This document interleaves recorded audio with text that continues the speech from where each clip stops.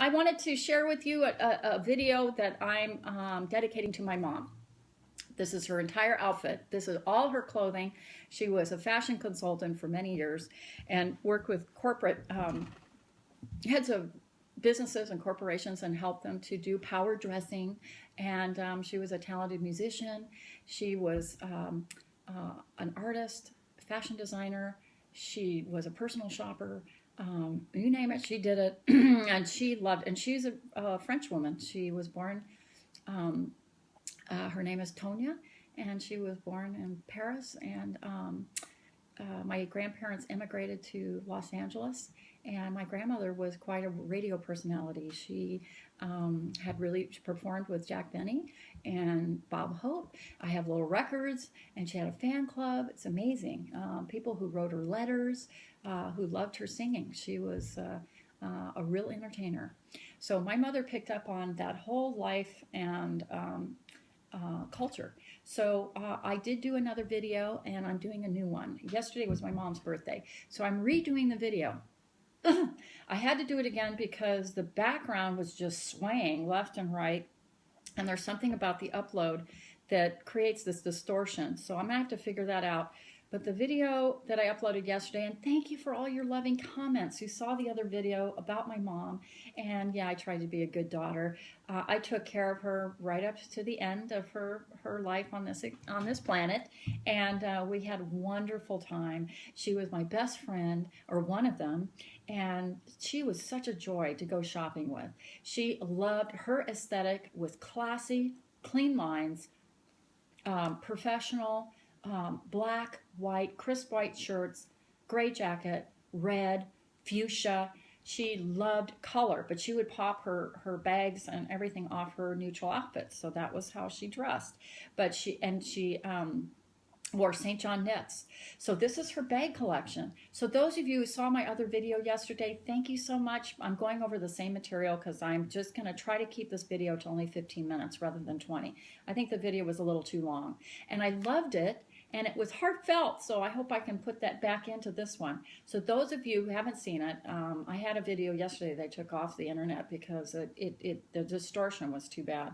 Anyway, so I'm going to jump to it. That's my mom with her black hair, her Dooney Bourke, and her faux fur jacket. She was in a wheelchair, and that was about a year before she passed. Isn't she cute? So she was such a joy. She was generous to everyone. She would give bags away. She would do volunteer work for all kinds of disadvantaged people. She was just a big-hearted woman. She was a ballet dancer. This is in the 50s when she was a young woman. And she loved to dance, and she loved Chopin, and she loved culture, and she was French. And her name, Tonya, was French. She had such a sense of joy about life, and shopping was such a hoot. She would take her friends, and she could really put an outfit together and could tell the quality, and oh, that looks great, and that doesn't. And so I grew up with that. I mean, it's crazy, but my mom, even with my brownie outfit, it was cute because I had to have a slip underneath, and I had to have my pins and my badges in the right position, in the right composition, and also my shoes had to match, and including my my beanie and everything before I went out the door. So that, yeah, and even as an adult woman, she would really critique me and my outfits and said, "Don't you think you need to what'd she say? Oh, yeah, rethink your jewelry. You need to rethink your jewelry." Or stuff like that. She wasn't that bad. She said it with a sense of humor, actually. And I'd say, "Mom, I'm going to be my own individual. I'm going to be more relaxed. I live in a more relaxed environment." But the thing that got her was the Rondac jackets. She goes, "It looks like, darling, it looks like you're going hunting." I said, "No, I'm not." So that's the look, Mom. So, very much a... well, she just, Tommy Bahama look. I mean, I do enjoy that. So it works here in the area I live in. So I don't wear St. John knits here, but this is her jackets. And so I want to show you her bag collection. And here's her favorite bag in red, right? That looks so cute with her gray jacket. And she would just pop it. She'd have a fun scarf, and she would just pop this right off her outfit. It's so cute. So this is a Dooney Bourke. Here's the Dooney Bourke here, right? Bone, A reminder of the Louis Vuitton Alma bag. And so she would wear this because it was lightweight. So a lot of her bags were lightweight. So she would choose Dooney Bourke to wear on the lighter side, like the Bristol bag. She had it in, she really enjoyed this bag. In fact, I'll take this scarf off. She would wear, you know, so she would let her bags pop off her outfits. And then she would change her jewelry to gold to go with the gold. But silver, she loved chunky, big silver jewelry. So she enjoyed that, right? So cute. There's her Bristol bag, and she loved the American made because she would purchase when these Dooney Bourkes were made in America, supporting the American brand, and she supported the French brands. So she loved both, but she wasn't as much into Michael Kors. She was definitely more of a Dooney. She liked the equestrian look a lot. It just reminded her of a saddle, and with the little tassels and all of that on the ends. She just said it looked like tassels on the bridle of a horse, and she loved horses. So she grew up riding horses. So she liked that rugged Florentine leather, and she said they were all made. They're very, you know, but they are heavier because it is Florentine leather. So that was her piece. Her piece de la resistance. Of course, she had her own Chanel, right? I have mine. She had hers. And this is the black flap. There you go. In the medium. With the silver. In the caviar leather. So this is called caviar leather. And she put her little cell phone right back here. And she just loved this bag because it was just classic and it would go everywhere. And when she went on appointments, she would wear this. She would go to Saks Fifth Avenue. She wasn't a wealthy woman. She just dressed with a lot of class and knew what to pick. She was just very, she knew classy, very, you know, good design was important to her. So, and this is what's nice about this is that, you know, she designed it to be you can wear it in the crook of your arm as well. And so this one,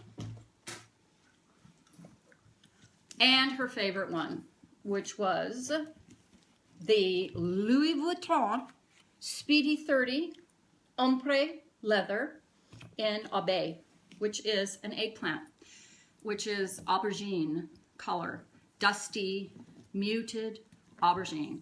And this is a dedication to her, which I'll explain in just a moment. And she taught me how to store these bags by having the key, the lock, and the pulls stored to one side to keep the bag balanced. So I'll move it up where it's supposed to be. So this is how it's supposed to look, right? And it's a bandolier bag, which means it's got shoulder strap. She loved the practicality of having the shoulder strap. So this was her preference, and she liked the tone-on-tone of the embossed leather of the empreinte leather. This was the key with the covette. There you go. So this you can wear it over the crook of your arm. Let me move my chair. There we go. And then she would wear like a burgundy scarf or a big cabbage rose right here in this color and just tie it in. Neutral, but nice big jewelry, as I said, in silver. And then she'd wear gold because there's gold. This is actually brass hardware. Okay, so I'm going to explain this bag a little bit because she actually purchased this on a secondary market. The Chanel she bought, and she bought and sold bags. She knew how to get good quality for a lot less. And this is a 2013 bag, and I think she paid less than 50% on it. She knew what she was looking for. And these are some of the different places to find secondhand pre-loved bags. Is Fashion File, Yogi's Closet, and the RealReal.com. Are places where they're pre-authenticated. She knew what to look for. She knew the real thing and the quality and had it authentic, but she still had it authenticated just to make sure. So you want to use wisdom around purchasing, especially on the secondary market. So this was just a wonderful price. And then it also can be a crossbody. So I'll show you, there's a strap in there that attaches, that turns it into a crossbody. The Speedy was made for women who were developing careers in Paris who are on mass transit. It's about speeding. So with trains, planes, and automobiles, but mostly it was about the buses, the trains, the transit. It was changing in Paris. So Louis Vuitton company designed a bag that would hold up and be sturdy for women who are commuting. It's really a doctor bag, luggage look. But she loved the tone-on-tone of the monogram. She had a little more of a challenge with the canvas. She felt the monogram was a little too loud for her. She loved the bag and the monogram. And the fact that the Speedy would also sag when you put things in it. So she liked the support of this bag underneath, where when you put your things in here, and also a purse organizer works great in here, would sag. So this was one of her favorites, and she loved plum. She had a St. John knit plum outfit this would look great with. Anyway, so I wanted to show you that, bless her heart. So when she passed, this little butterfly reminds me of my mom because I would pin this on her. She loved butterflies. And to me, that was her transformation as she passed on, that she was turning into a butterfly, having a new experience. And so this is my memory of her. She had this on her pajamas at the time she passed. And here's a little key that is a key to my heart. And these are things she approved. She wanted me to have these little remembrances of her. And this is an actual old-fashioned key to her jewelry box. And in here, in this silk pouch, is a letter that she wrote to me in appreciation. She was so grateful. I would have her nails taken care of. In fact, I'm wearing plum today in celebration of this bag. I'd wear her toenails, her hair. She was coiffed. She wore her jewelry. I had beautiful pieces that she had on. And then I would put her bags.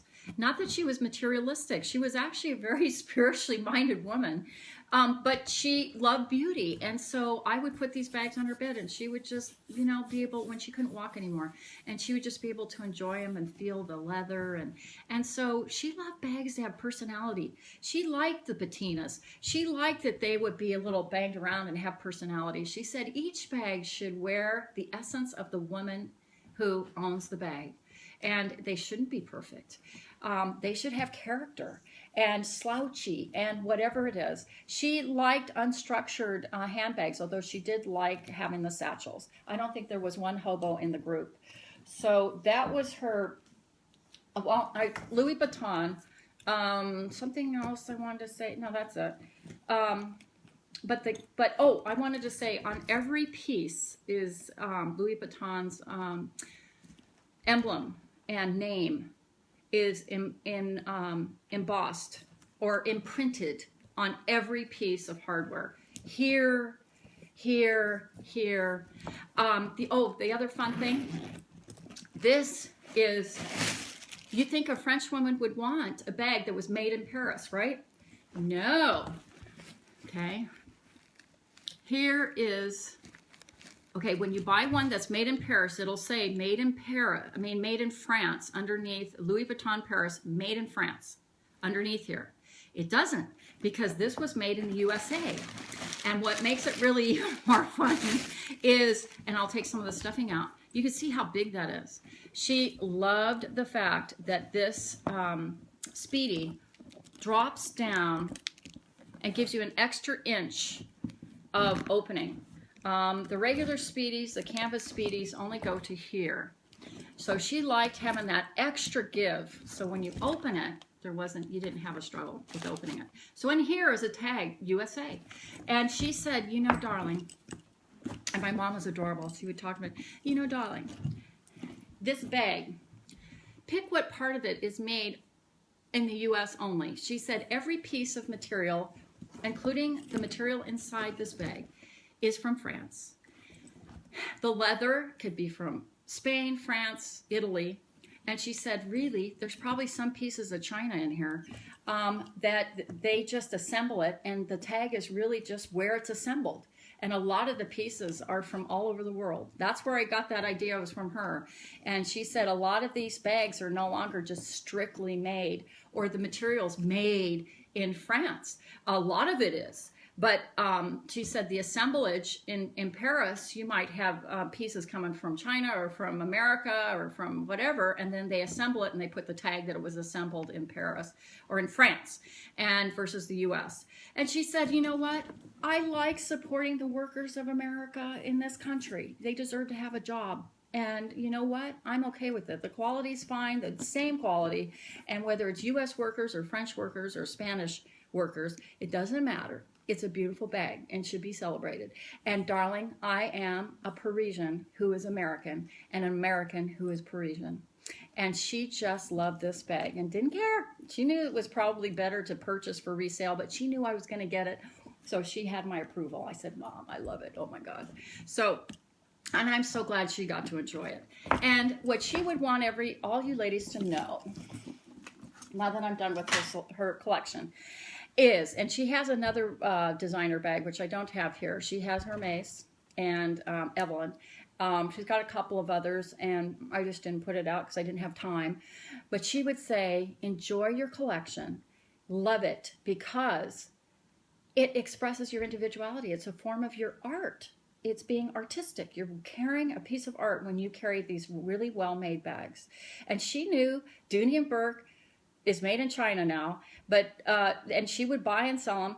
It didn't matter. It was what made you happy and feel being a woman and celebrating it. She loved celebrating her femininity. And no matter how professional, she said, just go out there and love who you are. And your bags are just an extension of that.